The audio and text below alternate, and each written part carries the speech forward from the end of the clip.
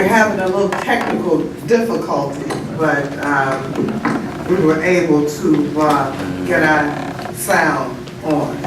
But first of all, I'd just like to say, my name is Marita Davis Johnson. I'm the Commissioner of the 5th Commission District in DeKalb County, and I'm so pleased to see so many of you here tonight.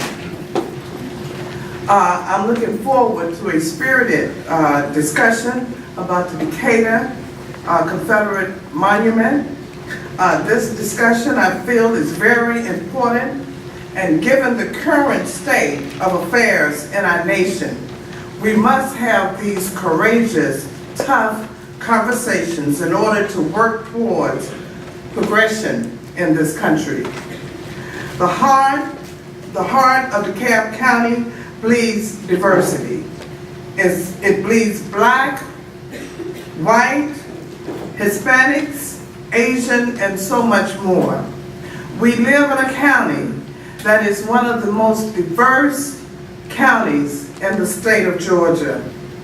Any symbol of hate or any symbol that was built in the name of hate has no place in America, no place in Georgia, and certainly no place in DeKalb County. The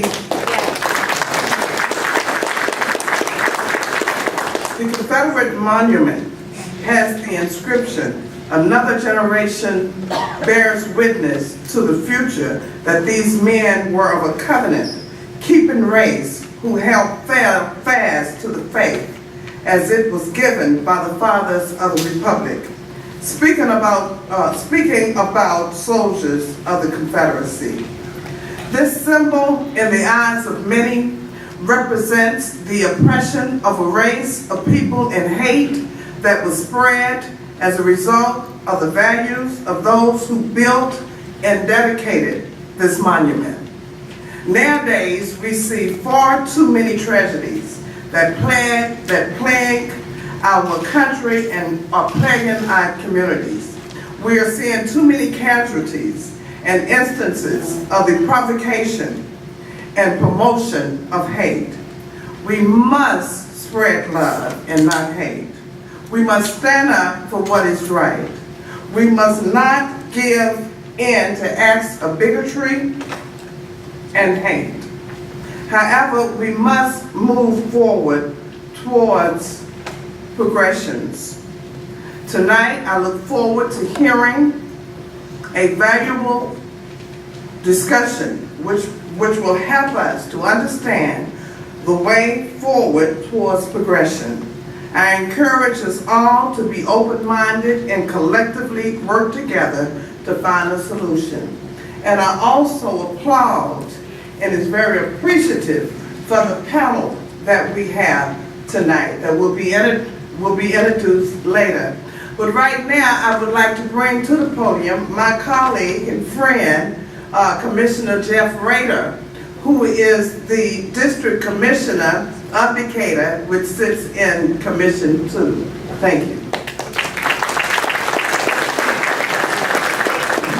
Thank you, Commissioner Davis Johnson. I also appreciate everybody's attendance tonight. You know, been aware of this monument really for as long as I've been on the commission, for over 10 years, and frankly before that point. It's always struck me as an anomaly from the way that people currently understand the world in Decatur and throughout DeKalb County over at least my experience here as an adult in the 21st century. However, I am reminded that that monument was dedicated to great acclaim in 1908, and a great deal of the leaders of this state and of this community were both supportive and gave time and money and effort to dedicate that monument. And so I think that it is, you know, a really important thing to understand the truth behind those times, the truth about the Civil War and its root causes, and about how those square with a mythical understanding of that was synthesized over 2 generations after the events of the Civil War. It completely transformed into something that, by all evidence, it was not, thereby giving people something that they could rally around and, in fact, perpetuate the extreme injustice and inequality that was the order of the day in DeKalb County in 1908, in 1918, in 1968, in all the years in between. So one of the things that I would be very interested in hearing from the panelists, and we all know and we will hear about some of the constraints that the legislature has put on us in terms of moving or removing the monument itself. But what I would like to know, since I think that there are a lot of people here that would like to remove that monument, how you best are able to interpret and memorialize the conditions that gave us that monument in its absence. So how do you be able to say that this city, which we love and believe is a beautiful place and was constructed by these same people who had such wrong and racist and strange ideas, but how in the absence of that or its relocation do we realize that this did occur here and that frankly that we are not so different from people of those days that we could reimagine the history of some other era in such a way that gives us a completely wrong understanding that allows us to act in a different way in the future. So I'd really like to know how the panelists would suggest if the monument does go and if we have the liberty to do that, how we can still retain a realization of what this county and the society was in 1908 and how we're perhaps not as different from those people as we would like to think that we are, and you know how we can keep that type of information in front of people on a going forward basis. So thank you all, both the learned panel as well as those who are here and interested. I look forward to your discussion.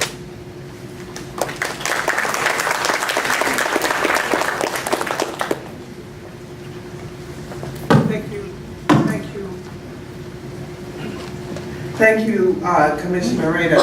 You know, many people have stated to me,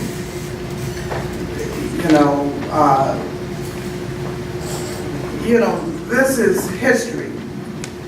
You can't erase history, and you should preserve history. And to them, I have answered that I believe in history, and we learn from history, but I don't believe that taxpayers should be paying for a monument that represents segregation and hate in our county. So I believe that, and I'm very interested in listening or hearing from the panel, because I think that is a proper way to dispose and preserve the history of that monument. I don't believe that it should be on county property. And with that said, I would like to thank our sponsors tonight. Again, I'd like to thank the panelists. I'd like to bring up the moderators for this evening, who is Sarah Patnard from Hate Free Decatur. It was about 4 weeks ago at a commission hearing, and a week before that, I had decided that the statue needed to go. I mean, the monument needed to go. And I was thinking about bringing it before the committee, but Sarah and Hate Free Decatur came forth in front of the commission, and they lined up and they talked about it.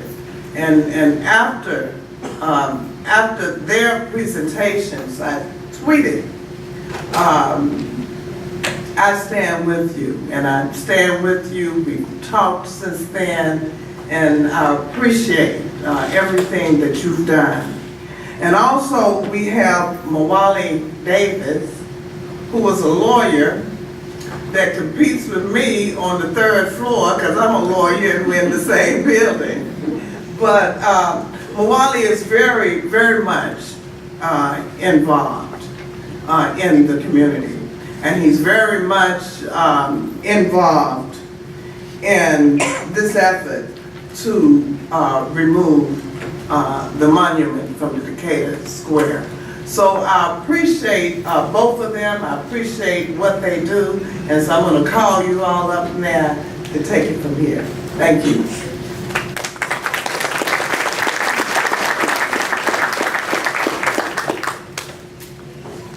Thank you all so much for coming.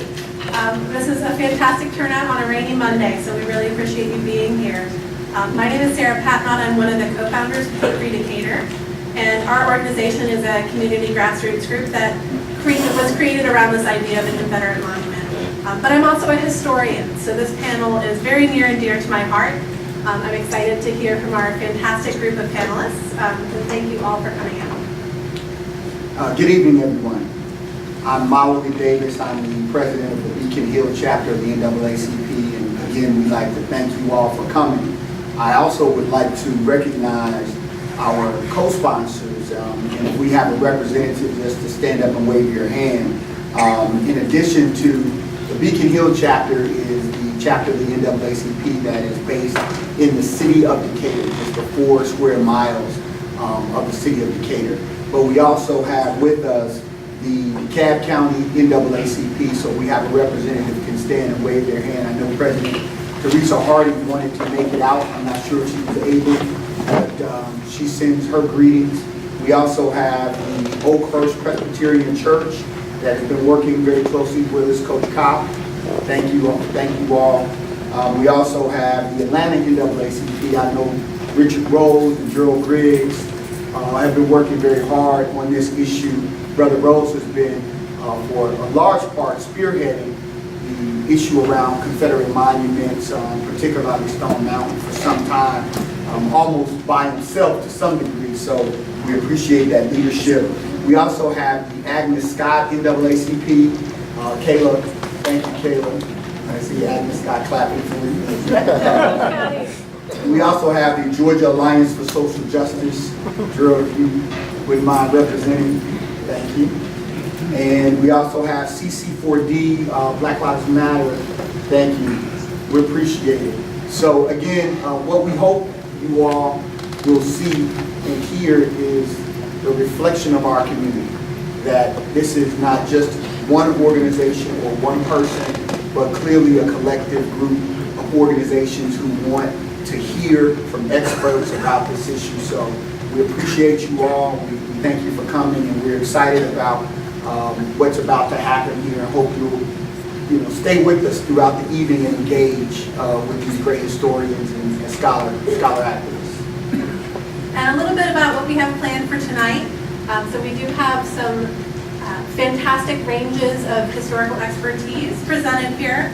So we will start off with some questions from Mally and myself that we'll pose to the panel and hopefully get some discussion going. We are also going to have a segment for public questions and answers. So we'll, towards the end, allow you guys, if you feel like there's things you still don't know or want to know or have questions about, we want to open that up. The thing we ask for tonight is that we all be respectful of the multitude of opinions that I'm sure are contained in this room. But we're all here to learn, and we're all here to listen. So I hope we'll get to have some of that. Sure, so we have Dr. Joseph Crispino. He's from Emory University. He's the Jimmy Carter Professor of 20th Century American Politics and Southern History since Reconstruction. Crispino.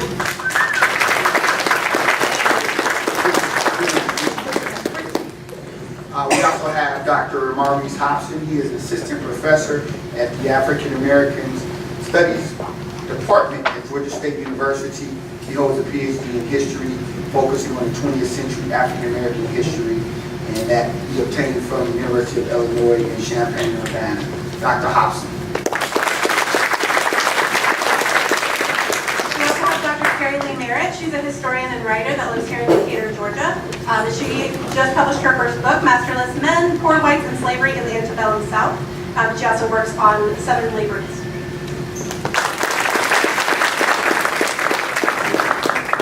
And we have Dr. Robin Moore. She's an assistant professor of history at Agnes Scott. She earned her PhD and master's degree from Yale, and she also is a product of the DeKalb County school system where she attended from kindergarten to 12th grade. Dr. Robin Moore.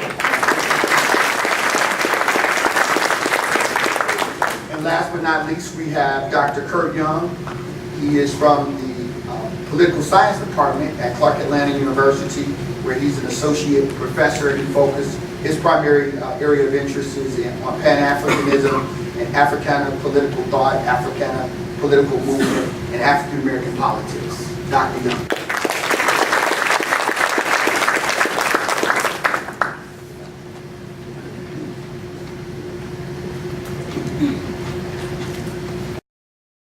All right, so we're going to kick it off by having us ask some broad questions of our panelists.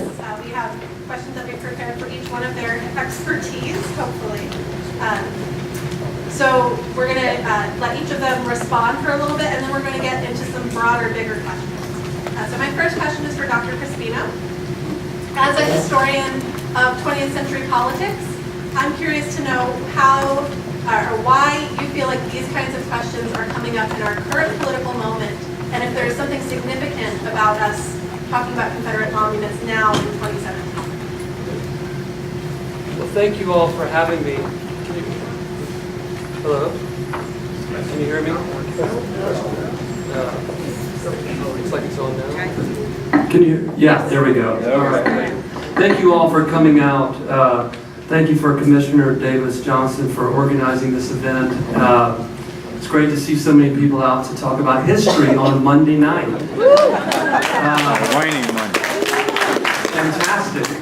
I've said this to many people. We're going through a very difficult time in our nation's history right now. We're a very divided country. We're seeing rates of polarization that are seemingly unprecedented in our public life. And as bad as a moment as it is for our country, it's a boom time for historians. Unfortunately, I wish that weren't the case. And it's because so much of the things that we've taken for granted, that we thought we were over and were dealt with, have now come back, and we have to justify them and explain them in a whole new way. And we're seeing that in so many ways in our life. And some of it's good too, because some of it is good because it's forcing us to confront a history that we have ignored for a long time. Who has walked by the Decatur Confederate monument and never looked at it before until recently? Raise your hand. A lot of you, right? And I didn't look at it until about 10 years ago, and this is what I do for a living. Because we take these things for granted, and they're part of our landscape. So I think our divisive political moment has a lot to do with, to answer your question. And I think it's a tough thing, but it's an important thing. And it's great that so many of you come out on a Monday night to talk about these important issues. I just want to give you one thing, and I want to be quiet and let other people talk too. But when thinking about our monument that's on our square, you know, there's a lot of discussion about the way in which we don't want, that we shouldn't revise history. But I can tell you as a professional historian, that's what we do. We are constantly revising history. We are constantly rewriting history because we have new information, and because we have new perspectives that we bring on the past, because we have new ways of thinking about our present that force us to think about the past in different ways. So one of the biggest reasons we need to look at the history of Decatur is because we don't take for granted now that we want the perspective of all the members of our community and not just a certain part of it. But when you think about the Decatur monument, there is a version of history. There is a version of why the Confederate soldiers who are being memorialized, why they fought. And it's on the side of the memorial. If your back is to the courthouse and you're looking at the performance space there, it's on that side.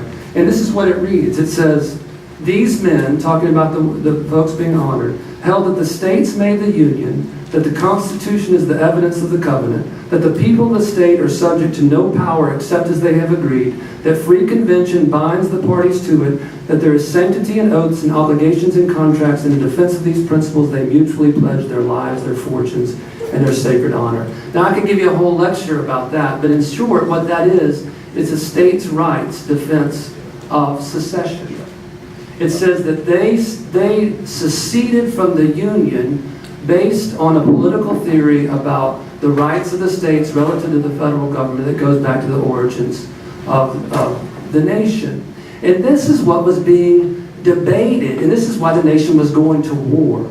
Because while some Southerners were saying that, there were other Southerners, like our native Georgian Alexander Stephens, who was making plain why the South was seceding. And that's what he said in his famous 1861 Cornerstone speech, when he said that white supremacy is the foundation of the Confederacy. And he explicitly compared the Confederacy to the nation that had been founded, where Thomas Jefferson talks about in the Declaration of Independence that equality is the basis of the United States. He says, no, that was a mistaken notion, he said. He said human equality is a fantasy, and we are realists, we Confederates, and we believe in white supremacy, and that is the cornerstone. So that's Alexander Stephens. And by the way, if you want to talk about another monument, there's the monument of Alexander Stephens that's in the U.S. Capitol. That's one of two statues representing the state of Georgia. But what I want to just take that language that's on the Confederate monument in the center of our community there and compare it to the Georgia Ordinance of Secession. Now, I didn't do deep research to find this. This is about one click on Google. You could get it. The Georgia Ordinance of Confession, and just listen to the first two sentences. This is the state of Georgia explaining why it seceded in January 29th, 1861. The people of Georgia have dissolved their political connection with the government of the United States of America. For the last 10 years, we have had numerous and serious causes of complaint against our non-slave-holding Confederate states with reference to the subject of African slavery. They have endeavored to weaken our security, to disturb our domestic peace and tranquility, and persistently refuse to comply with their express constitutional obligations to us in reference to that property. So the second sentence talks about slavery. There's no mention of slavery on our monument as to the causes of secession. So what we see in that memorial that was put up in 1908 was a revisionist version of history. Right? It was a revisionist version of history. And so that's important. There's other things to say, but I'm going to let some of my colleagues say them too. Thank you. Dr. Morris, if you could, for a moment, obviously the monument was erected in 1908. If you could place into historical context what was happening in this area in the South of Georgia, so that we could have a better understanding of when it was erected, what was the political climate at that time. You just hit my soft spot. I love talking about this era of history. My students are actually talking about it tomorrow. So this really relates to the Atlanta race riot of 1906. How many of you ever studied this in school? Okay, there's definitely not enough hands. So Commissioner Rader, I would say one thing we can do is look at some of our curriculum and what we're teaching our students.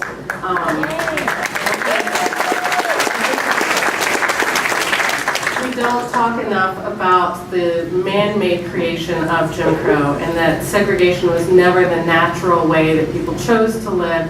It was the way people were forced to live. So in the Atlanta race riot of 1906, you have two gubernatorial candidates, editors of rival newspapers, who are basically trying to out-racist the other. And they keep printing all of these stories about the black beasts who are attacking white women in bars.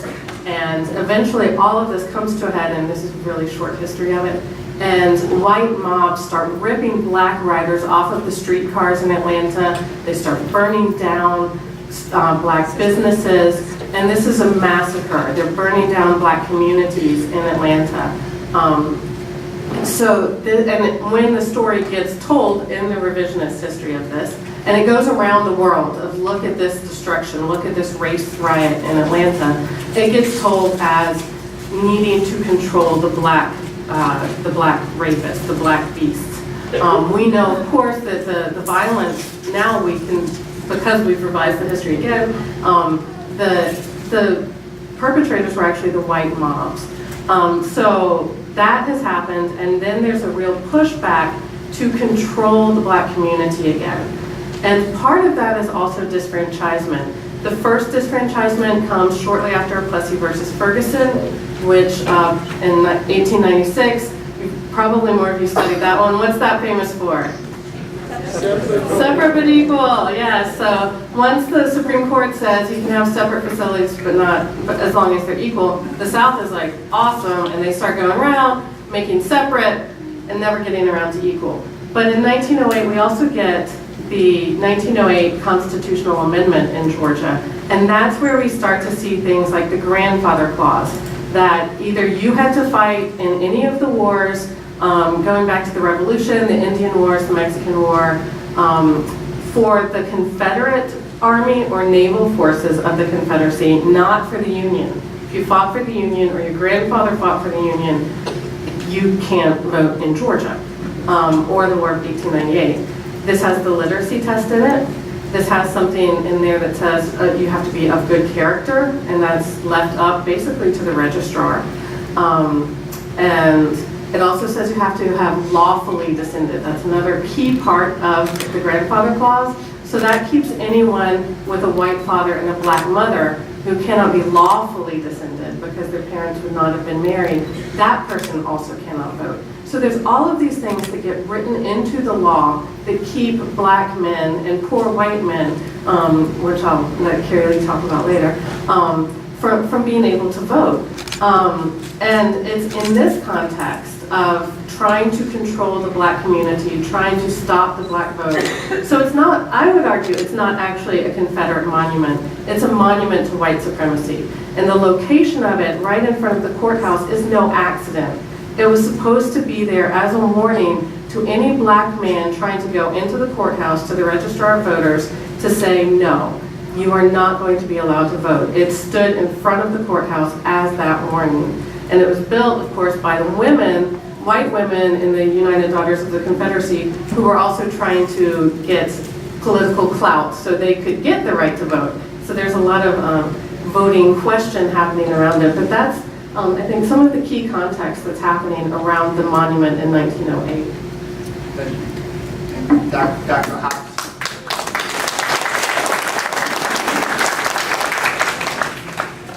As a professor of African American Studies, what do you see the role of Black history in the larger context of the American Southern and public history for fairer, more balanced, and more accurate depictions of the Black experience in the American South, and addressing this, demystifying the Old South narrative?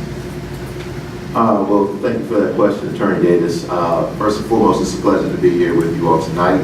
It's a pleasure to be sitting amongst esteemed colleagues. I am a DeKalb County resident, and so it's always good to be at home. To answer the question is this. While walking into this establishment this evening, I was talking with another esteemed colleague, and one of the things that we were discussing is this idea to give equal footing to a mythical narrative and to question the creation of new historically accurate narratives as false gives us much to consider. We're at a very particular time. The actual research that I've cut my teeth in is looking at the national and international perspectives on Atlanta as a Black Mecca. And we all understand what that is, what the issues are with that as of today.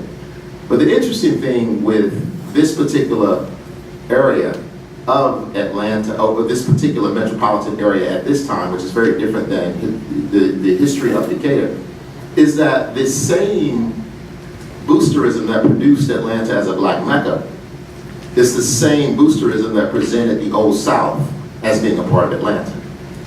And so what this is this area's greatest asset, which is boosterism. So I'm going to share this with you all in terms of public history. We're talking about monuments, we're talking about parks, street names, museums, and etc. One of the things that we must consider is this: history is a weapon. Studied and interpreted wisely, it can defend, inspire, protect, and unify. If history is ignored, forgotten, misconstrued, it can be part of a miseducation of a people that will have them going to the back door without being told to do so. Of all of the studies, history is so very important, not only because it is a vital means to the cognition and solution to many of the problems that beset us, but because it's at the heart of the soul of liberation itself. A major aspect in my development as a scholar and activist in history is steeped in public history, avenues in which history can be of service and listens to the precise needs of black communities and challenges these communities to broaden their own senses of boundaries and exclusiveness. Perhaps public history in service is more of a spirit that sees historical scholarship as a part of a larger scope that includes academic and non-academic entities, as well as various components of the public at large. What we're suggesting here is that if we want, as Professor Crespino said earlier, and as Dr. Morris said earlier, what we're talking about here is the usage of primary sources to recreate narratives. The problem is that history has often been treated as if one should have a good memory, to memorize particular things, rote memory, to not really question the narrative. And that's the furthest thing from how you recreate these narratives. This is investigative work. This is bloodhound work. And if we would teach our children, K through 12, to really begin to recreate narratives based on primary sources, to dig into archives, to question the things that are around them, we'll have a very different kind of understanding of history. So that's my answer to that question.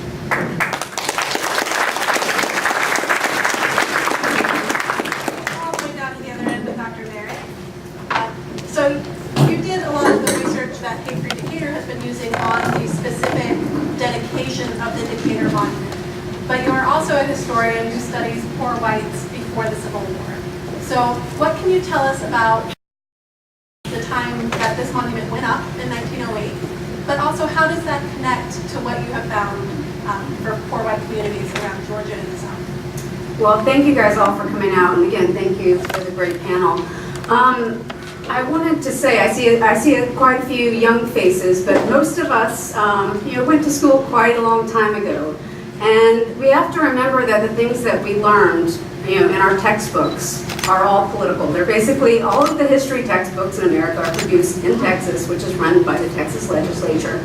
But in the last 10 to 15 years or so, the scholarship on slavery in particular has just exploded. And we've learned so much more about the state of slavery in the 1850s, right before the Civil War, and just how incredibly brutal it was. I mean, anything that you've read, the scholarship that's coming out now is showing it was so much more awful than most of us assumed. Daily whippings, daily rapes, and just horrible, horrible abuse constantly. And my research, my recent book actually shows that although poor whites, people that didn't own any slaves or land, were of course never brutalized in the way that slaves were, I show that slavery was actually bad for a lot of white Southerners, right? They didn't have jobs, they were unemployed or underemployed because there was brutalized slave labor to use instead of white labor. And so there was actually a big division, especially in the Deep South, between this sizable group of poor whites and the people who led the South into secession. And they had to force a lot of poor whites. So you don't see a lot of poor whites joining the Confederacy. They were actually anti-Confederates. They were working against the Confederacy. I mean, you've seen some of this in like the Free State of Jones. And so it was a very divided society. And so once we get through the Civil War, right, poor whites and blacks are actually joining together politically and trying to create coalitions of poor people. And upper class whites, of course, don't want to have anything to do with this. And I think it's especially, we need to remember that, when this statue is erected, and it is in response mainly to the race riot of 1906, but if we look at the demographics of Atlanta from 1880 to 1900, the African American population in Atlanta explodes. It quadruples.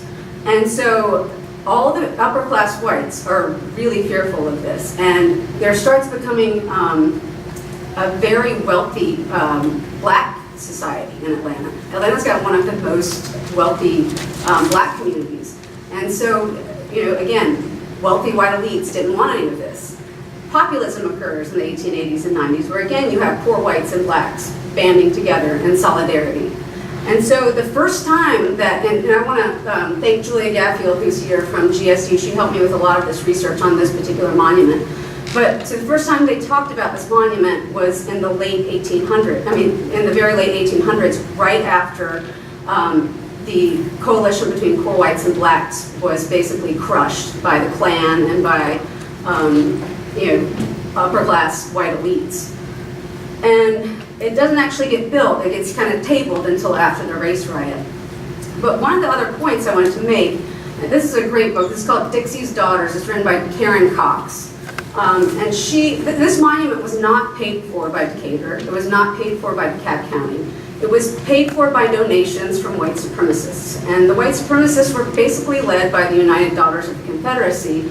And Robin is completely right that that memorial was put there to prevent voting, but it was also put there, and the United Daughters of the Confederacy make this point very clearly, they put it there to educate the children of the community.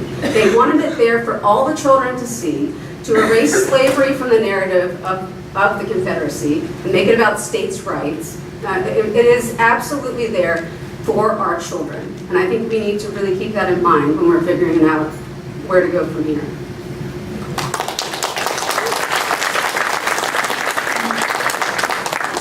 Dr. Young, we have in DeKalb County an incredibly diverse population, particularly in Clarkston and in the city of Decatur. We have a large continental African group of citizens.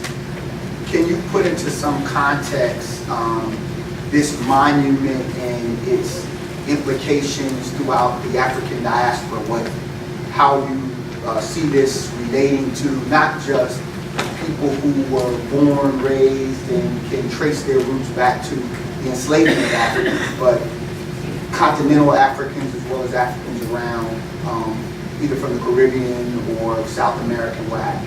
Okay, I appreciate that question. First, I want to join my panelists in saying thank you so much to Commissioner Davis Johnson for organizing this, and I'm really thankful for joining in an event with you, Brother Davis. I've been looking forward to that opportunity for some time now. I really appreciate the question. Let me begin by quoting someone, or at least making reference to someone that I think we find very popular these days. Right? It's always a good time to invoke Dr. King.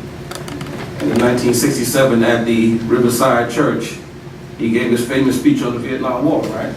And in that speech, I think probably the most compelling part of the speech, it was a serious speech, right? But one of the most compelling parts of it where he really gave the summation of his work by targeting what he called these three evils, right? He talked about the evils of poverty, evils of militarism, and the evils of racism. And not necessarily in that order. I begin there for two reasons. One quick reason is to argue that perhaps we can add to that list by making reference to evils as it relates to white supremacy, as my colleagues mentioned a moment ago, evils as it relates to imperialism, and evils as it relates to capitalism. So the reason that the second reason that I begin there is to make the point that when we think about this particular type of struggle to have these monuments and statues removed, particularly from the perspective of people of African descent in DeKalb County, the city of Decatur, and beyond, throughout the African diaspora, it is a part of a totality of a struggle. Indeed, what King is saying is that in addition to the struggle against the physical brutality of enslavement. In addition to the struggle against the disenfranchisement, the political disenfranchisement that one experiences, in addition to the struggle against other forms of oppression, one of the key struggles that exist is the struggles over symbolism and iconography.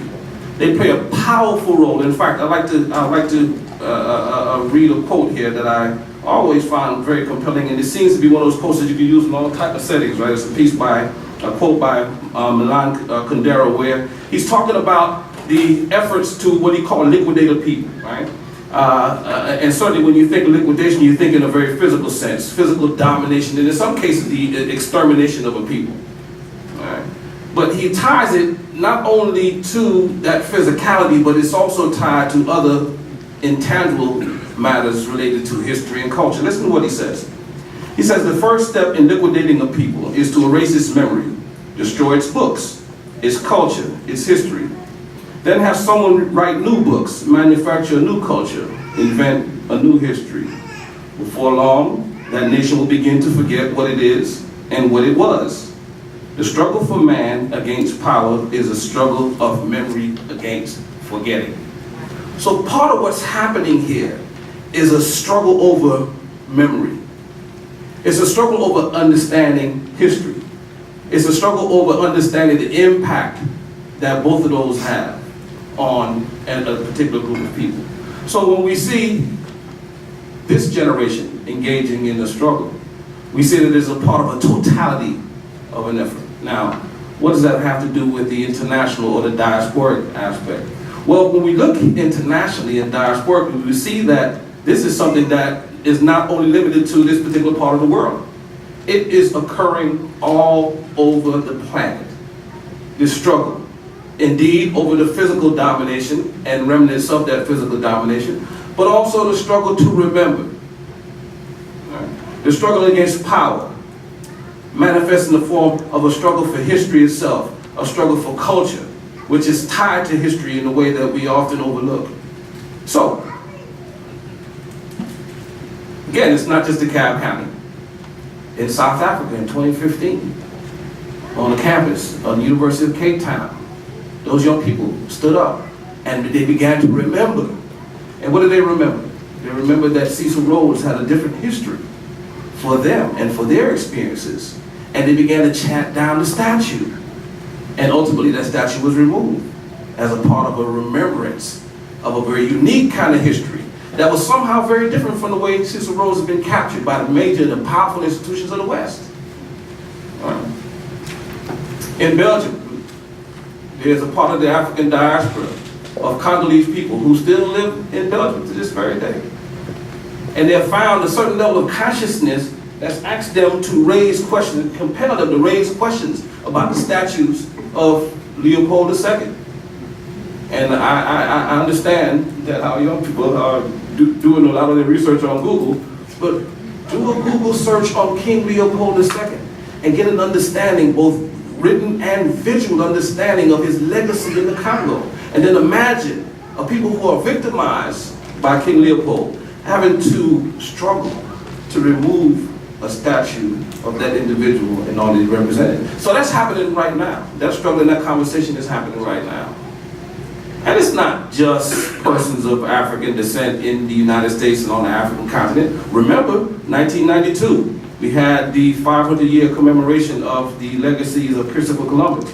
And all over the Caribbean, you had this very same conversation, calling into question the iconography and the misrepresentations of history, and certainly as it relates to the experiences of dominated people, liquidated people. We can use the term liquidation in the Caribbean, right? We see the total disappearance of entire groups of people. And then, and you could look also, I'm thinking about the Caribbean, you're having a conversation about individuals such as Captain Cook now. Individuals in Australia are raising questions about how he's being commemorated or has been commemorated. Right? In Hawaii, in New Zealand. Right? So the point that I would make is all over the world, whether it's Columbus, King Leopold, you're hearing these young people raise questions. And I think what's happening here in the United States certainly is a part of an international phenomenon. The question that I think we're grappling with is what part of that history we're going to be on. I think that's the question before us, because history is moving, and certainly in terms of the history of the struggle against these kind of icons and this kind of historical revisionism that I think my colleagues have addressed already.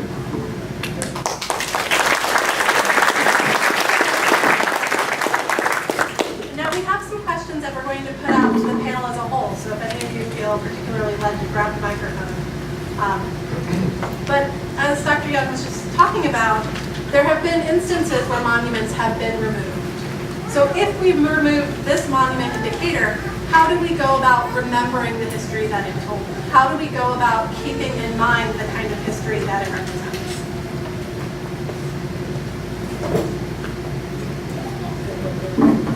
So you're right. That's a great question, because this is the problem with removing the monument. Right now we can go there and we can see it and we know what's wrong with it and we can learn from it. But there's the fear that if you move it, then people forget the lesson. As a historian, I never want to erase or get rid of. This is a fascinating historical artifact. This monument that we have right next to our courthouse, and we need to preserve it. But we need to preserve it in a place that's appropriate. We can put it. I have written a letter. That I think we should put it in a cemetery next to the Confederate graves that we have in our cemetery over here. It'd be a great place to put it. And I think teachers could take their classes there and they could look at it and they could look at the other Confederate graves and they could talk about the war. My son's in 5th grade. He's studying the Civil War right now. His mother wanted him to come tonight, but I told him it was going to be too late. But that kind of thing could happen. That kind of thing could happen where we could still preserve it. I think it's important to remember a couple of things about how we preserve it. One is that if we had a piece of public art today or a piece of a memorial, it would be submitted to a public approval process. Where different people in the community would have a chance to comment on it and to have their say about it. All our politicians know that that's a standard part of the thing. That was not available in 1908. That didn't happen. This was a memorial that was put up by a private organization, the United Daughters of the Confederacy.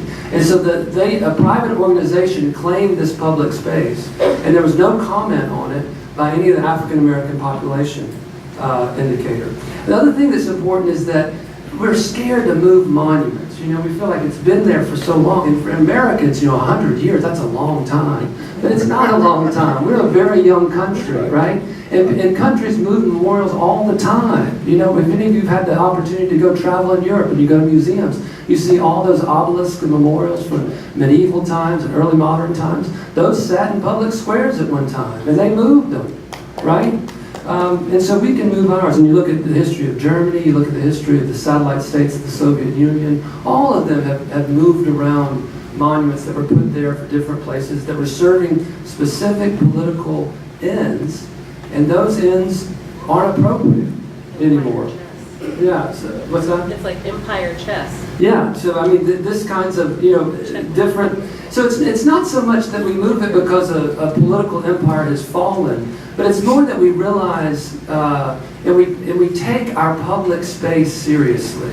And we realize that Decatur Square is the center of our city and county life. And we want to have markers there that reflect our values today, our values of inclusion, of tolerance, and of empathy.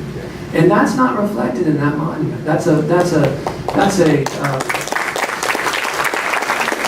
one-sided version of the most divisive, violent event in our nation's history.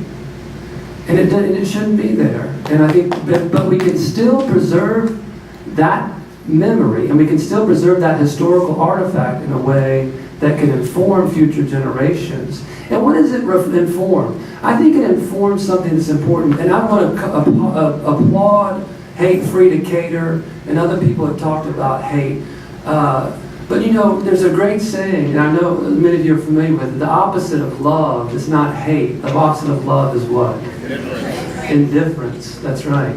And I think that's one of the things we need to think about these monuments, is that a lot of people who put them up did it not out of absolute hatred. They did it out of ignorance and indifference and lack of thought and lack of inclusion and a lack of an ability to see other human beings as equal citizens. You know, that's why that monument was put up, you know. And so I think that that monument in another place can be a tool to teach future generations about the dangers of indifference and the dangers of not treating all of our citizens on an equal basis and hearing from them.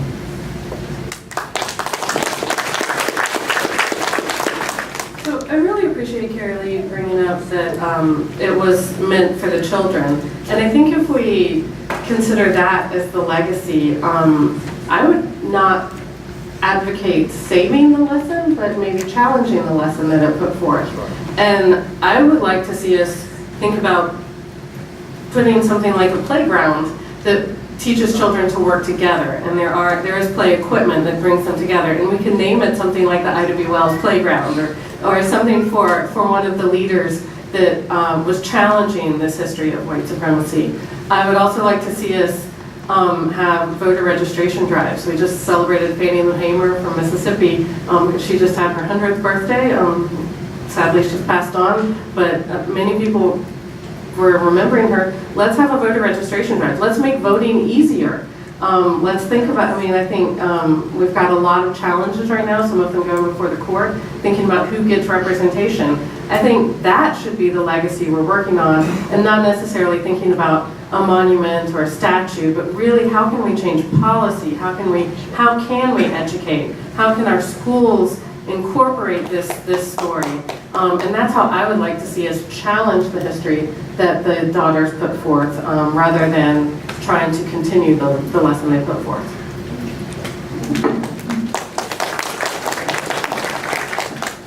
Great points, great points. I think we should recognize a bit of exaggeration when we hear it. Let's listen to the charge or the concern. The removal of the monuments or the replacement of the monuments may lead to the diminishing of the history of the Confederacy or the history of a certain part of the American experience. I'm not sure that concern is a reality. I think what we're seeing is just the opposite occur. Regardless of what monuments are moved or replaced or taken down. I really appreciated the point early on that spoke to one of the realities of public education right now, which is the way that history in general and the history of the enslavement experience in particular is being cast and being extended to our young people. That's right. All right? And that is not just happening by happenstance. That's a product of the political realities of education and the politics of history. And what I'm specifically making reference to is that our young people are coming to all of us. They're coming to all of our classrooms right now as freshmen with a diminishing understanding of not only enslavement, but a diminishing understanding of history in general. Right? However, the society and the major institutions in the society create a condition so that where students in general may not get a broader and deeper understanding of history as it relates to any particular group, in this case the African American experience. There are institutions in place that allow for young people to gain an understanding of, to be quite frank, white supremacy and its manifestations in society. So I would ask us to not be lulled into some, and I'm not critiquing anyone here, it's just a broader point, to fall into the trap of thinking that the removal of these monuments is a part of a broader diminishing of the Confederate history or what have you in that regard.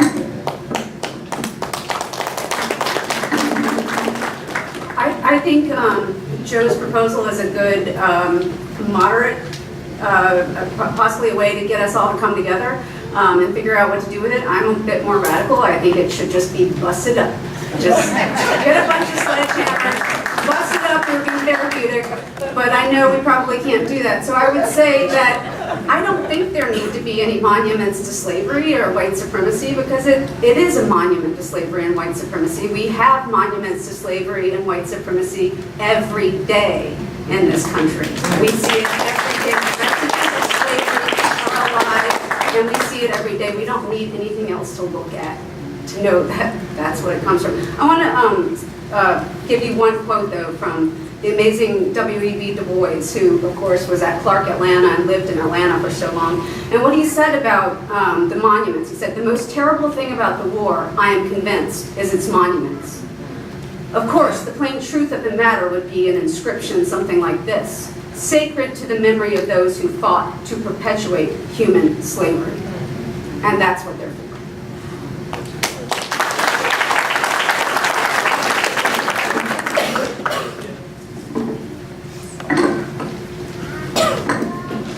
I'll be brief.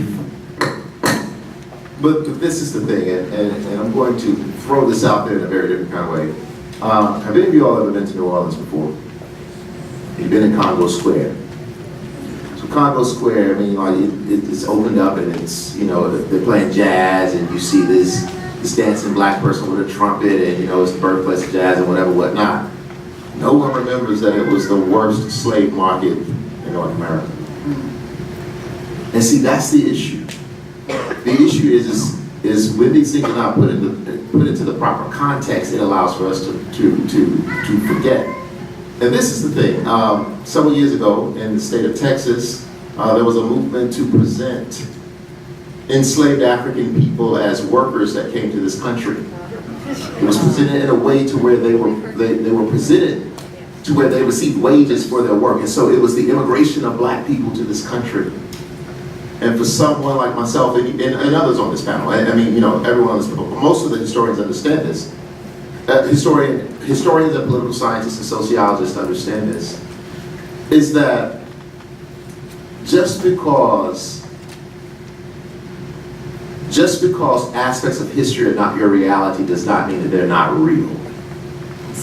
And so, in this conversation, we do have to put it in the proper context. We have to present it in particular ways.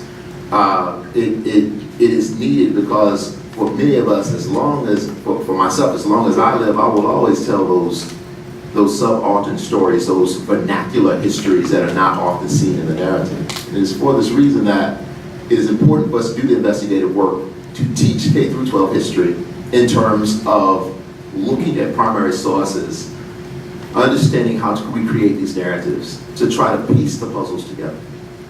Thank you.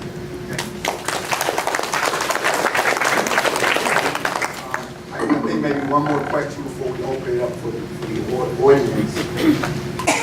Some of our, or at least one of our civil rights icons has raised the issue that we need to be focusing on other issues, that this somehow is not very important. We're wasting our energies, and we have a number of high school and college students here.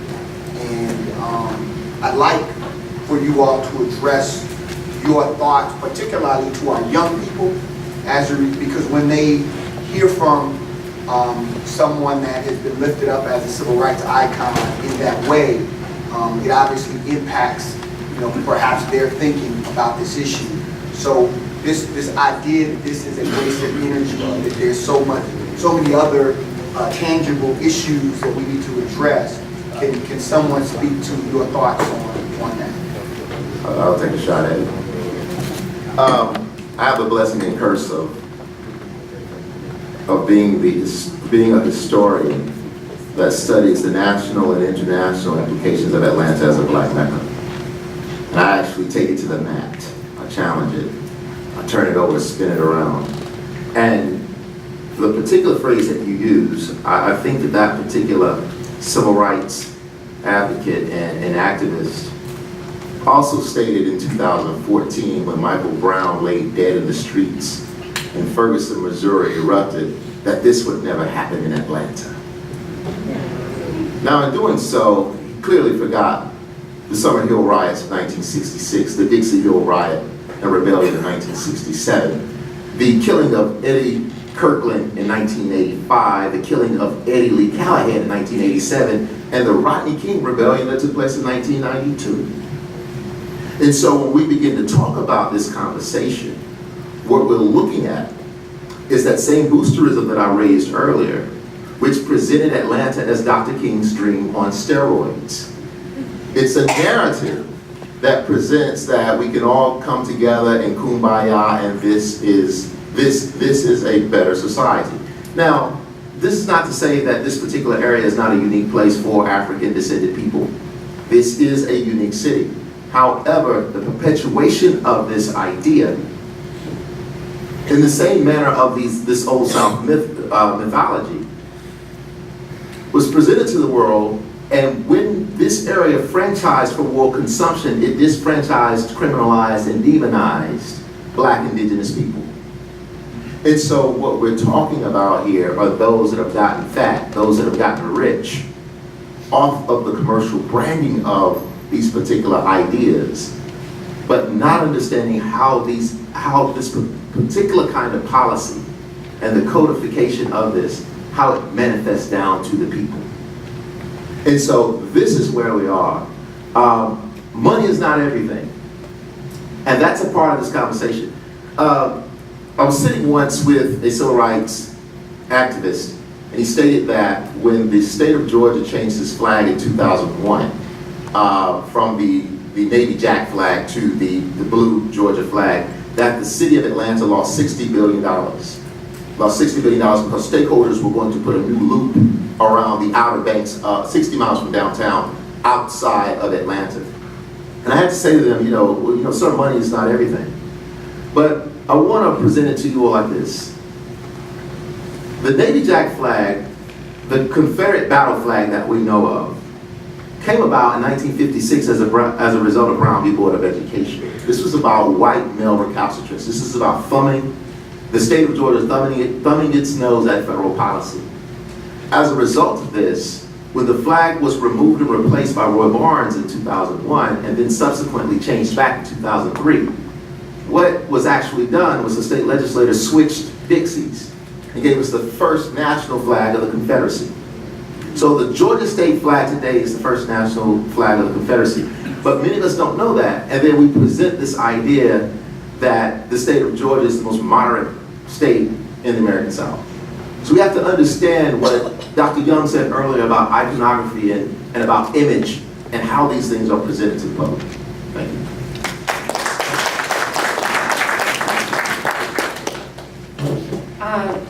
So getting to the idea of should we focus on other issues, I think it would be wonderful if we had the luxury of just having one issue ever to focus on, and then we could all just sit down and talk about it, but there's always other issues to talk about. And I think the NAACP is one of the leaders in multitasking historically.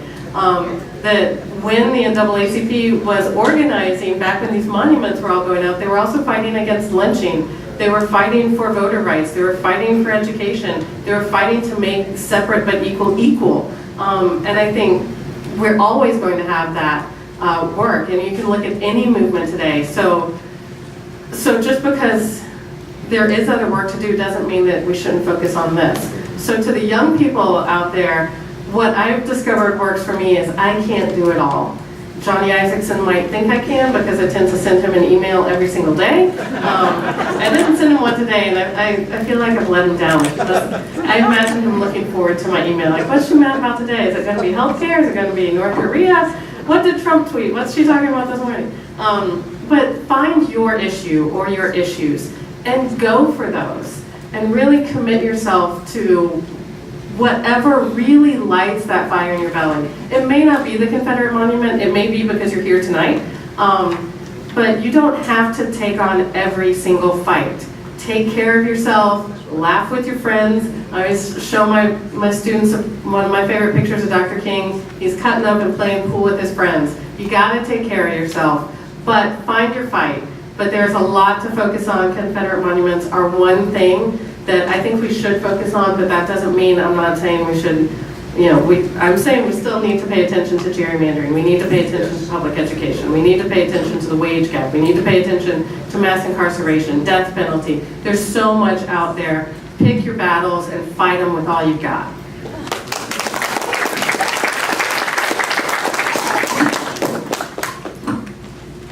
That's a great point, and you actually touched on something that I was going to mention, but I'll come at it a different way. But before I do that, let me just say something. It wasn't that long ago in not just Ferguson, but a few years prior to that, with the Gen 6. Yes. What Gen 6 and Ferguson have in common, among many things, but one of the things they have in common was the emergence of a rift between a younger generation of activists, right, and the older civil rights guard. That's right. And those young people were saying to the civil rights leadership of that time, "You don't speak for us." Right. In other words, they said, "We got this," right? Now, of course, young people will make their mistakes, but they're their mistakes to make, right? And old folks as well, right? So I agree with, and I would say this as well to the young folk in the audience. Remember what Franz Fanon said in his famous book, Wretched of the Earth. Each generation must, out of relative obscurity, realize its mission, fulfill it, or betray it.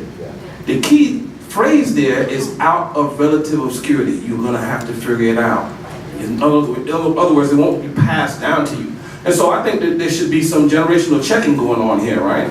And also there's another contradiction, which is many of the civil rights leadership find themselves in an interesting position back in Birmingham and even right here in Atlanta, right? Remember, Atlanta, I agree with Dr. Hobson, I know what he's going to think here. Atlanta was proclaimed to be a major hub of the civil rights struggle. It was not. And in fact, one of the realities of Atlanta politics was the extent to which the older generation of civil rights leadership was saying something very different to Dr. King and to Lonnie King, right? Right? Stand down, tone it down, right? Right? So in other words, that generation was critiquing this generation of civil rights leadership in the very same way that we're hearing now. And the last point that I'll make, which goes to Robin's point, there are many roles to play. Everyone has a role. Some of us will be academics, and I know that I heard some reference to the Black Lives Matter. Some of us will be organizers and community builders and activists. Right? Others will try to find other ways to bring about change. And so I think it's disingenuous, to be quite frank, to communicate an overly simplistic message of what struggle looks like. Right? And secondly, it's disingenuous to disallow young people from figuring out their role in what their generation is going to contribute.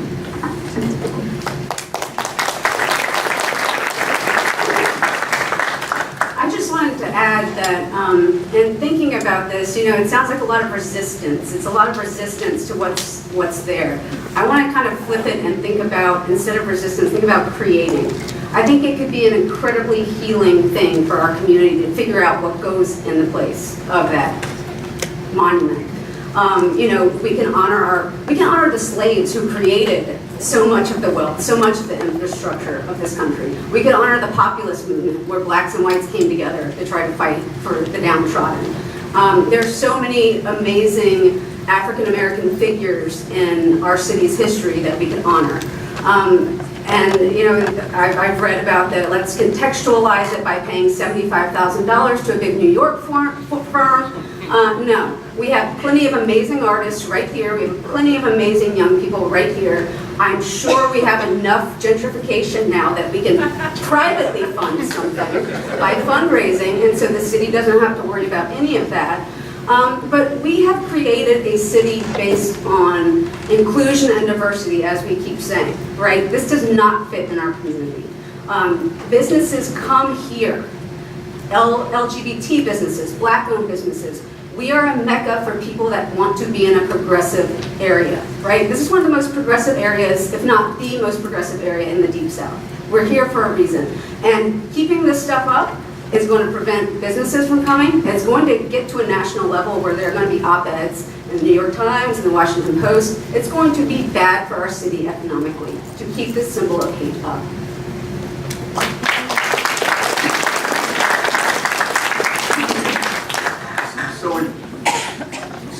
time for you to ask if you have a question. And I emphasize a question. Obviously, if we were to add up all the years of schooling up here, this is probably 100 years of education here, so we want to utilize these brilliant minds who committed themselves to this work in academia. If you have a question, if you could step into the middle aisle, please, so that you could step forward, not too far forward, step forward, ask your question, and then we will have whichever panelist you want to direct it to, or if you want to put it out generally, they will respond to you. So if you can begin to make your way to the aisle. Oh, I'm sorry. If you come over here. Yeah, come on, Paul. Come on this side. That'd be great. All right. Oh, they coming to you. Somebody else? I'll second. And we're going to bring you up here. We also, if you were here before we started, we've already passed out some postcards. These are free addressed to the Board of Commissioners. So if you've learned something tonight that you want to share with them, we encourage you to write on a postcard. I'm going to come stand with some more. If you leave them here with us tonight, we will deliver them for you tomorrow, or you're welcome to put a stamp on it and send it off yourself. Okay. That'll work. My question has to do with moral and immoral laws, as Dr. King refers to in the letter from the Birmingham jail. He also talks about the moral obligation to disobey unjust laws. Where we are right now, and I'm very grateful to Hatred Decatur and Beacon Hill and the ACP for helping them, for everyone who helped sponsor this event. To cut to the chase, the argument we're hearing a lot is our hands are tied because the state forbids us from doing anything. And I want to know from an historical point of view, what is the role of communities and movements when it comes to disobeying an unjust law that was put in place in this circumstance? Thank you. Anyone?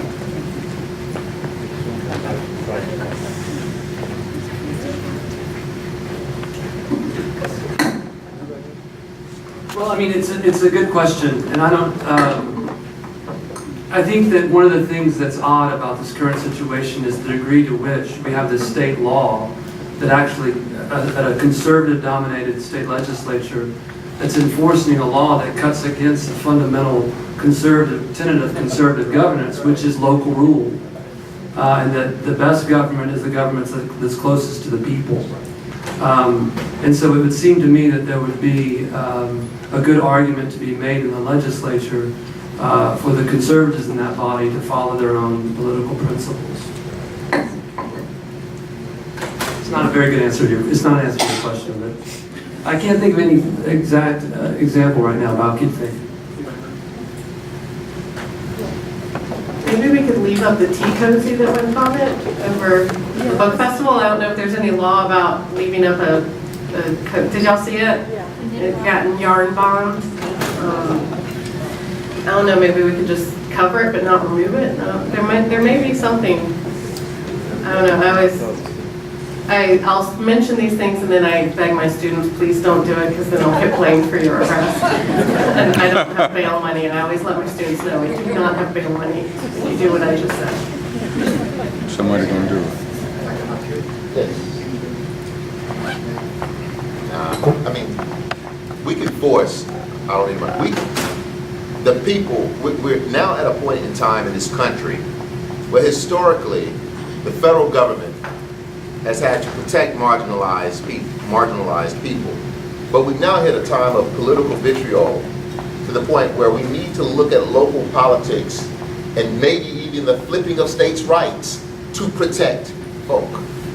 And so we've entered uncharted waters in the United States. And one of the things, if this is truly a nation of people, we must force those closest to us to get in line with what our ideals are. The problem as to what I see oftentimes on the national level is we have a lot of politicians that are scared.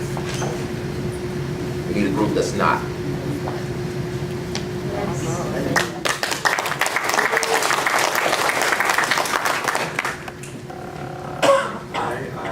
GSU student.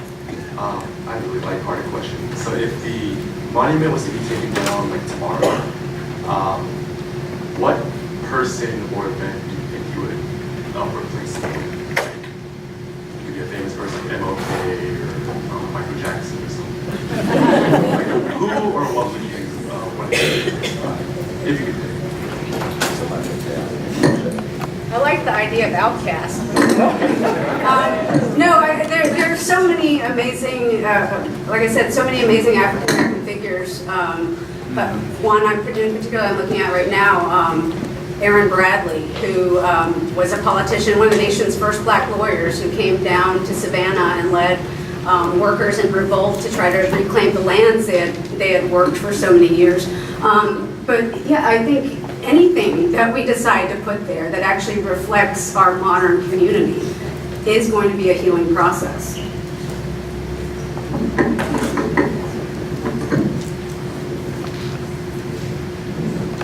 Well, I already mentioned that I actually really hate monuments, and I'm a public historian, so, but I think they're just things for people to walk around and birds to poop on, and we don't pay much attention. So I would like us to use it as a space, sort of like the gazebo functions that brings people together, where you actually see people coming and sitting together, and you see new conversations starting. It becomes a center of the community during all of our festivals. So I would like us to think about some of the figures that we should acknowledge more. And to that end, I'd also like to encourage people to step a few steps away from it and go into the DeKalb History Center. Visit your local museums if you do care about history. Nedra Deadweiler's here, and take a civil bikes tour. You get your exercise and your history all at the same time. Civilbikes.org, is that right? .com. Great tours. Learn more about the Atlanta Race Riot, but take advantage of the history that's out there. So instead of thinking about who else could replace it, I would like us to think about what's already in our community and how can we really take advantage of what's out there. Hi, Julie Decatur. I'm a historian at Georgia State, so thank you to my colleagues for the thoughtful comments. One of the reasons why people talk about the need for studying history is that history repeats itself. And we've certainly seen a lot of this in what you're talking about today. There are very clear parallels to our current situation. But history doesn't always exactly repeat itself. And so I wanted to ask you guys about some of the specifics of our current situation that are different. And then in targeting those differences, how that might help us moving forward.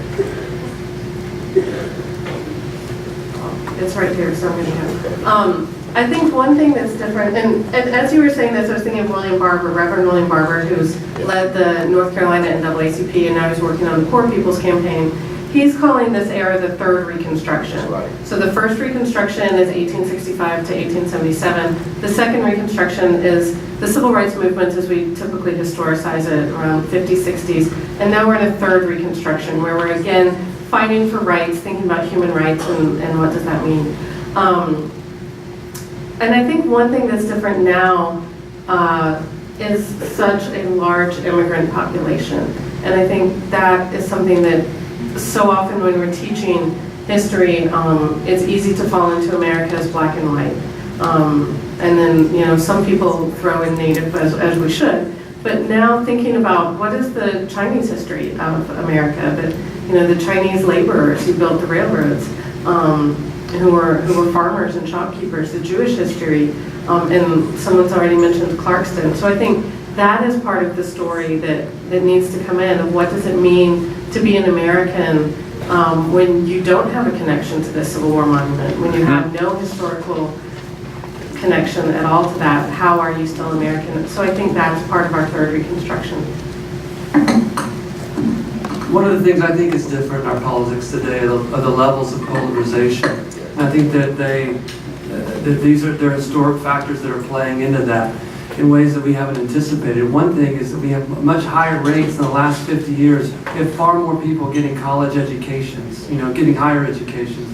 And sociologists and political scientists have shown how that's actually increasing. The greater your education level, the more sure you are of your own views. And it puts people to the right and the left, farther on either end of the spectrum. We have new technologies that since the 1970s have increased polarization, whether it was direct mail in the 1970s or cable television in the 80s and 90s or social media today, where we are more and more listening to those sources of news and information that fit our own biases. We also see this broad pattern that sociologists show that we're more highly mobile today than we ever been in our past. And we're moving into communities where we live around people who think like us. Like this room, maybe, huh? We're all living around people who think the same way we do. And so all of these things are putting us into patterns where we're not connecting with and we're not talking to people across political lines. And that's a real problem. And we need to think more about that. We need to think more about why we didn't have somebody from another opposing point of view on this panel tonight. That could have, because there's a lot, and I love everything that's been said tonight, but there's been a lot of amens. Yeah. And we haven't had a real opposing viewpoint tonight either. And there are people in our community who see it a different way. So that's my challenge for myself, and it's my challenge for you, we have many forces that are forcing us into our own little points of view where we are not engaging with other people. And this was what President Barack Obama talked about in his farewell address. And he challenged all of Americans to get outside, to get off social media and go have a cup of coffee with somebody or a lunch with somebody who thinks about the world differently than you. I think that message is still very resonant for Americans and will be with us for a long time. Briefly, what's different is, and it was beautifully crafted in terms of history repeating itself. So amongst historians, the conversation is, does history repeat itself, or does history repeat, or do people repeat history? And so one of the things in which we understand with this is just very brief. In 1962, when the Albany movement failed because the sheriff, Lord Pritchett, understood what King's stance would be, King and his group decided that they would find a particular place where they could get full visibility in terms of civil rights activity and what would be the recalcitrant response. And so that's what brought Birmingham about. And so when the nation saw the tyranny that took place in Birmingham, and then the subsequent bombing of 16th Street Baptist Church, President Lyndon B. Johnson is forced to present this executive order, which resulted in the Civil Rights Act of 1964. And basically what it was is when that video arrived and the world saw what America was doing, it gave America a black eye. And so it forced some kind of reaction. The same thing took place the following year in my hometown of Selma, Alabama. The tyranny that took place on the Edmund Pettus Bridge and the subsequent beating of black folk that were simply trying to vote. And you have the passage of the Voting Rights Act of 1965, which is policy that changes this, because the United States did not want to be seen as being hypocritical. But what's different today is that we have videotape of all of the injustice that's taking place, and no one gives a damn. That's what's different. Is you see police shoot someone, a gentleman in South Carolina, I'm blanking on his name, Walter Scott, I think, shoot him in the back 8 times, and no one says anything. Like, there's this issue. And when we think about this, when we think about all of the activities that are going on that speak to a lot of this larger conversation, no police officers have been charged with any murders. Now, I'm not saying that all police officers are bad, and I'm not saying that police officers are always harassing. You and I all know that there are very good police officers. We got several police officers in here that are protecting us right now. So we understand the complicated nature of this. But there's something wrong with that. And so the difference is there is footage, primary sources, things that we can see with our own eyes. Evidence. And there's still no outcry in terms of what this actually is. So that's the difference. Thank you. We're running out of time. We have a number of questions left. So we're going to ask if maybe just one of you all could respond per question and divvy it up that way. And we just ask if the questions can be as truncated as possible. And then we'll wrap up. We have to be out by 9.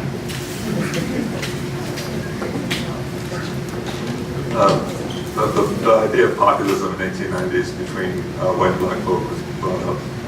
Anybody wants to answer? What time do you have? I was curious about after the monument was put up, after kind of Jim Crow was codified. Okay. What happened to that alliance? I mean, I've heard things about populist movements in the 20s and 30s in the South, but where does that live today? How has that evolved? The descendants of that, the continuum, what happened with that? That's a great question. Basically, getting back to the kind of cycles of history, right? Anytime there's a big economic crisis in America, there's always either an opportunity for white supremacists to come in and kind of crush all the underclasses, or there's an opportunity for the underclasses to kind of band together. And whenever they've banded together, there's always this massive resistance against it. And so particularly for populism, that comes about in the government. That's exactly when you have disenfranchisement of not only all black men, but a lot of poor whites as well. But also you see the rise of the Klan again, right? That had been dormant from the time that after Reconstruction, once white Southerners, gained control of the government again. The Klan becomes a big deal again, especially in the 19-teens here in Georgia.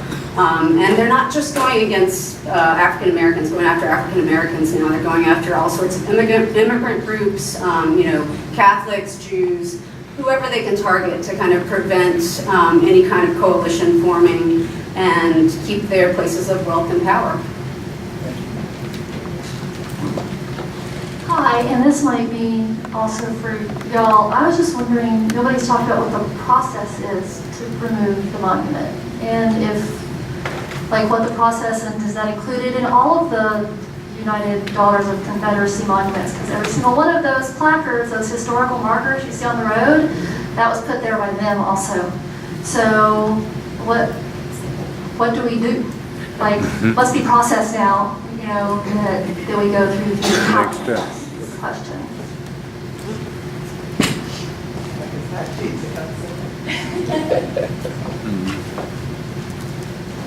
I will say on last Tuesday, I put on our agenda for the next meeting a resolution for the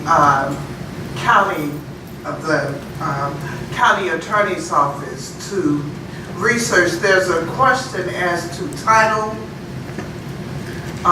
to the property that the statute stands on. There's a question as to whether or not that gift was actually accepted by the county. So there's legal questions that we have in my resolution. We're asking the county attorney to research and find out those answers for us so that when we come back, I'm a lawyer, and I just want to make sure that whatever we do as a county is on legal standing. And so once we have a response from the county attorney's office, hopefully within 30 days, and we understand the legalities moving forward, we'll be in a position to either remove the statute as a county or go to or send a resolution to the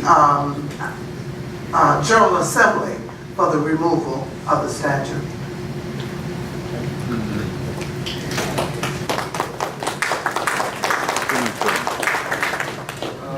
Do you guys think that since Trump is president, that this has anything to do with the urgency of removing monument?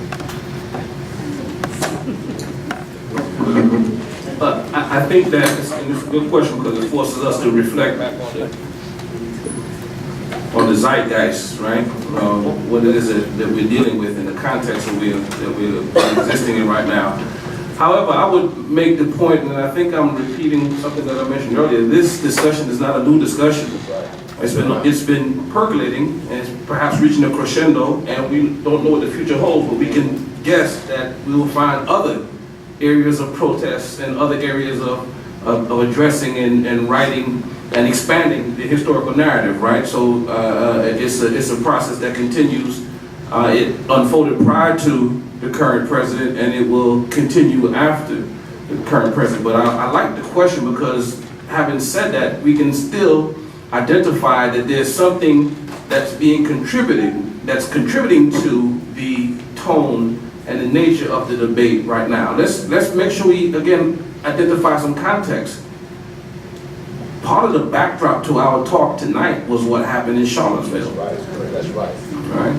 And so we had at least two dynamics there, right? We had the effort to remove probably one of the most lasting icons of the era, in General Lee.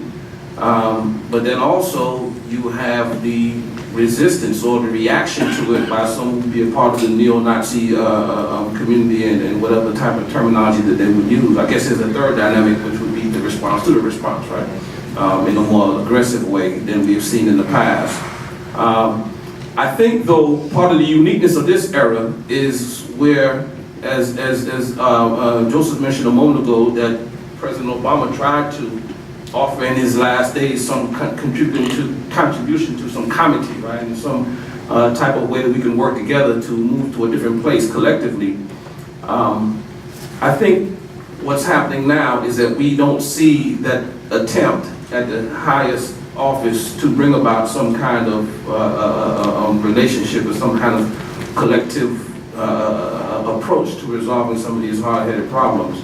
Not to say that that's a silver bullet, and all we need is Mr. President or Madam President to tell us what to do, and then all of a sudden the next day looks bright. It's much more difficult and complex than that. But I think that there is a difference now emerging under this particular president and his administration. How do you think that these memorials reflect pre-existing stigmas of the South? Whoa.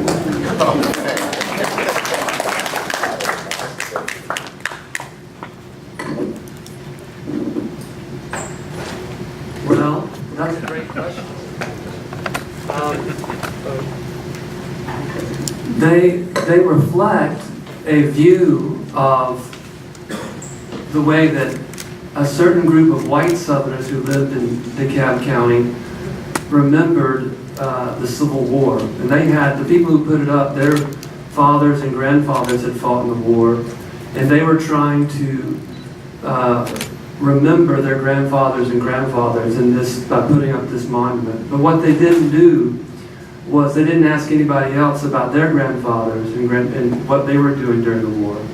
And so they just, this private organization that wanted to memorialize them, put up the monument, and they didn't draw the whole community together and to reflect everybody's viewpoint of history. And that's the problem with the monument, is it doesn't reflect all of our histories. It just reflects the history of this particular small group.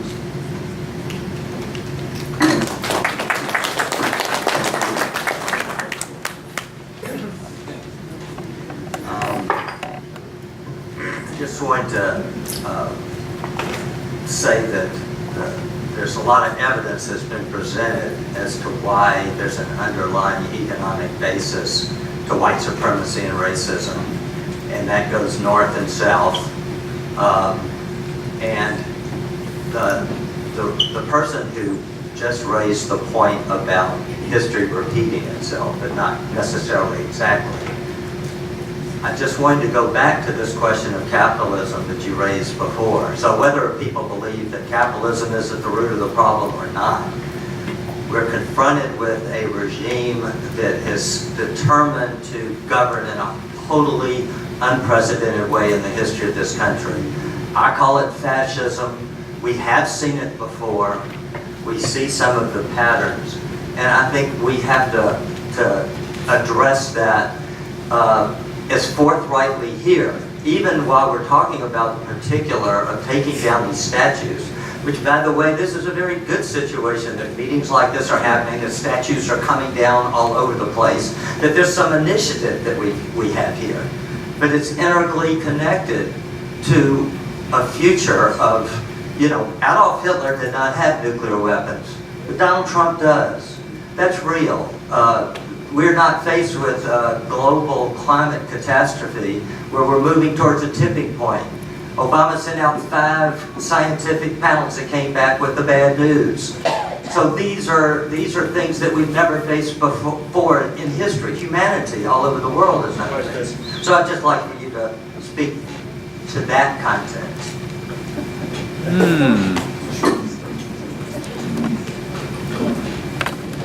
So a couple things, and I'll be brief because I'm looking at the clock ticking.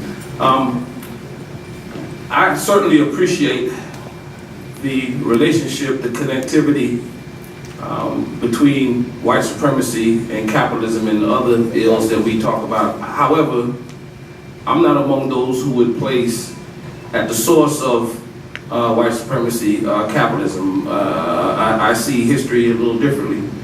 So I'm not among those who would see capitalism as a source. I think we could point historically to examples of where that is not consistent. But that said, we can always have that conversation, and this is a conversation I really enjoy.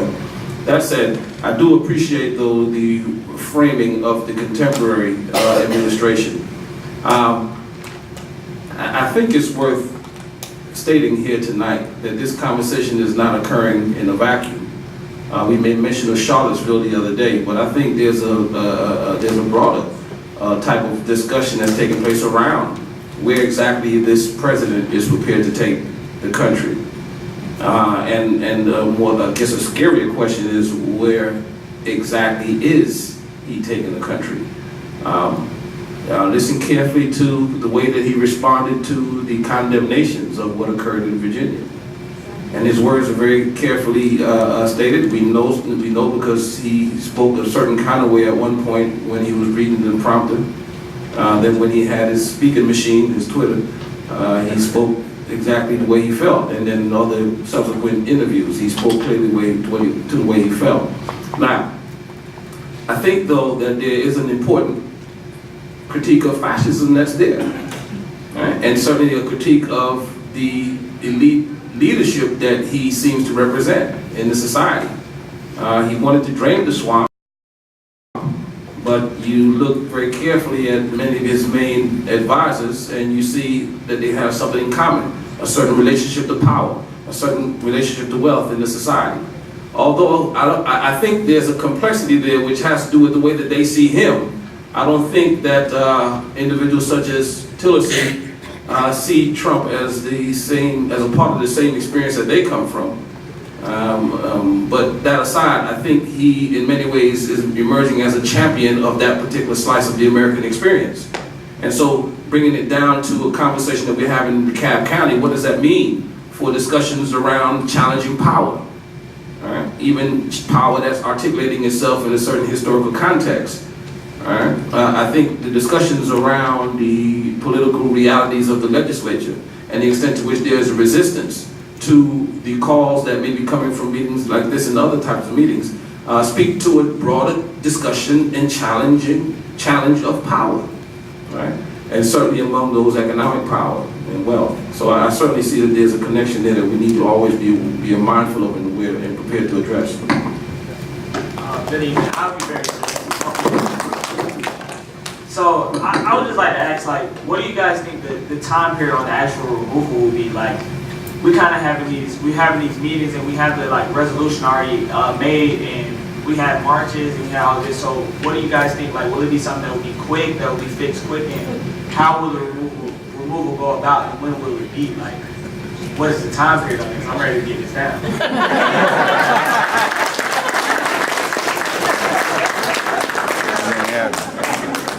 I think that was a very appropriate question to be the last question. So thank you for that question. One of the things that we as a commission, You waiting on the answer? one of the things that we as a commission do is vote. And we have to have the majority vote. I presented the resolution to all of the commissioners in DeKalb County. It was placed on the agenda for this coming Tuesday. And so we have a vote, hopefully we will have a vote coming up on tomorrow.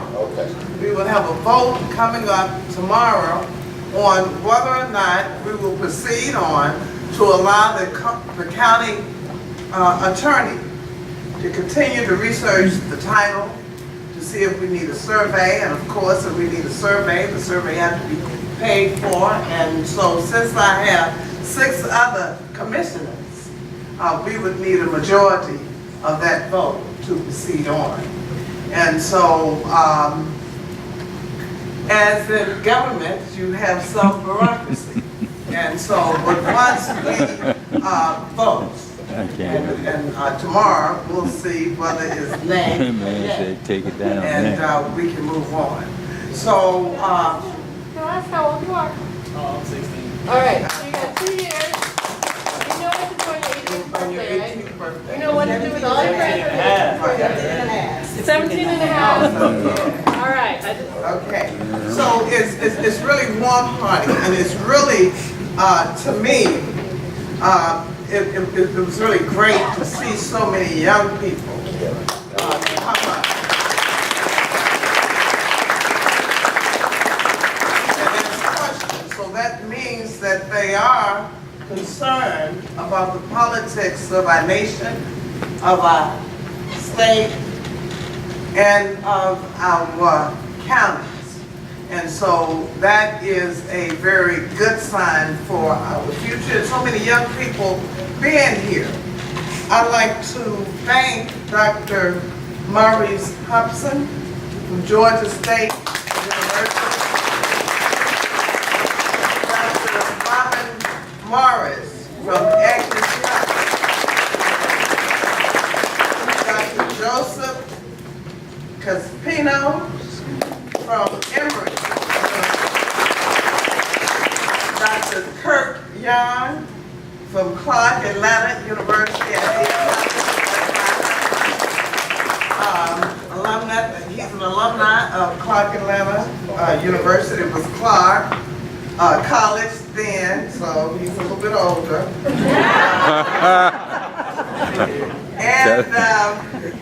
And Dr. Carrie Lee Merritt, who is a historian and a writer.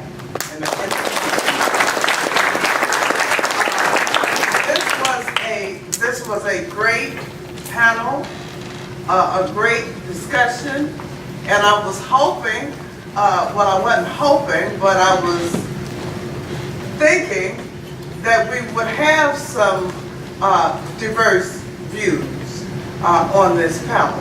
But history is history. And so, you know, when you're not talking about, and I guess history is the, is dependent upon the writer of history. But I will say that at the courthouse where the monument stands, I don't think it's too much conflict or too much disagreement as to the purpose of placing that monument there. I'm going to close and let my moderator speak, but I would like to personally thank Sarah and Mawali for all of the hard work that they have done. So thank you, and I'm going to let them give their closing remarks. Well, thank you so much, panelists, and thank you all who came tonight.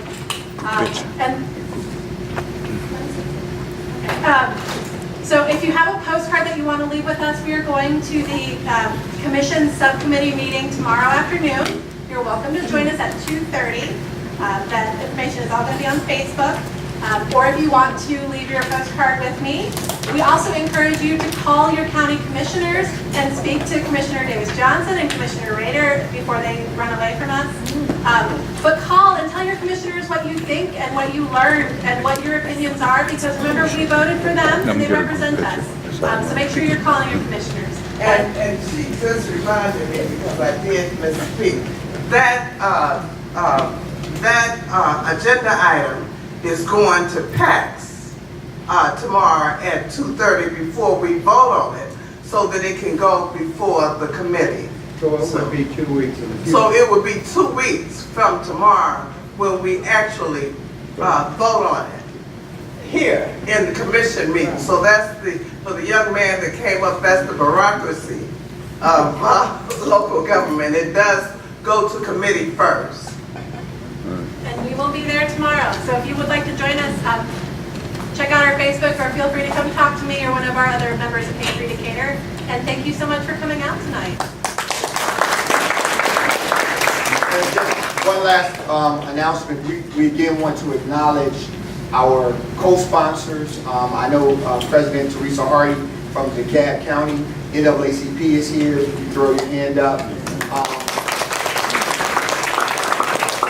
We would ask that our at least one representative from our sponsors come up at the very end so that we can take a picture, as well as those of you all who would like to join an organization.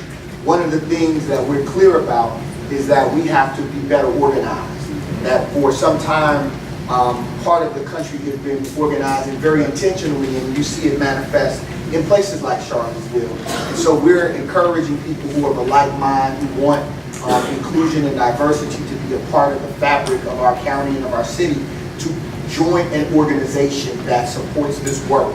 And those organizations include Hate Free Decatur, the DeKalb NAACP, Oakhurst Presbyterian Church, the Atlanta NAACP, the Agnes Scott NAACP, the Georgia Alliance for Social Justice, and CC4D, as well as the Beacon Hill NAACP. So we hope that you will not leave here without joining the organization. And last but not least, I think it should not be lost that Commissioner Rader is present, as well as Commissioner Davis-Johnson organizing this.